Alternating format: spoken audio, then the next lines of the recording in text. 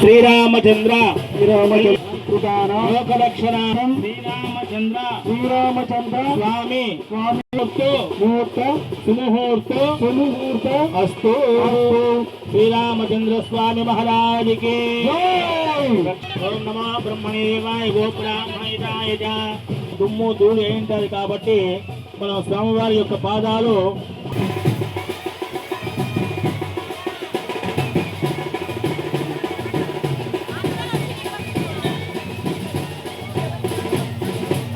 దీపం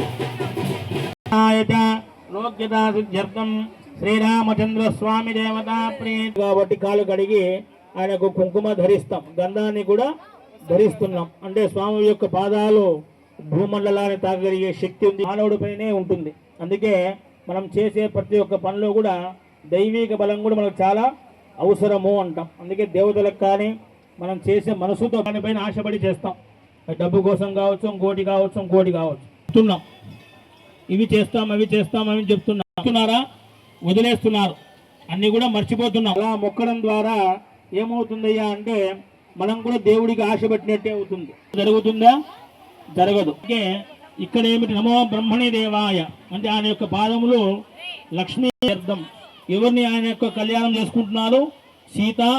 ఆ యొక్క సీతాదేవి ఆ యొక్క రూపాన్ని ఆ రాముల వారిలో పుంసామోహన రూపాయ పుణ్యశ్లోకాయ ఆకాశం నీడ ఏ విధంగా ఉంటుందో ఆయన యొక్క రూపురేఖలు కూడా చాలా అభిగుణంగా ఉంటాయి.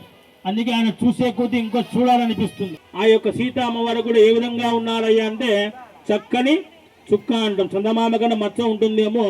ఆ సీతాదేవికి రూపాంతర చూడాలి అంటే మనకెంతో శక్తి కావాలంట. కానీ ఆ శక్తి ఎవరికి ఉంది? అక్కడ శ్రీరామచంద్రుల వారికి కలిగి ఉంది. ఎందుకంటే అంటే ఆయన శక్తి ఏమిటి? చాలా చల్లని వాడు అంటాం. అందుకే మనం కూడా భగవంతుని చూసేటప్పుడు కళ్ళతో బాగా చూస్తాం.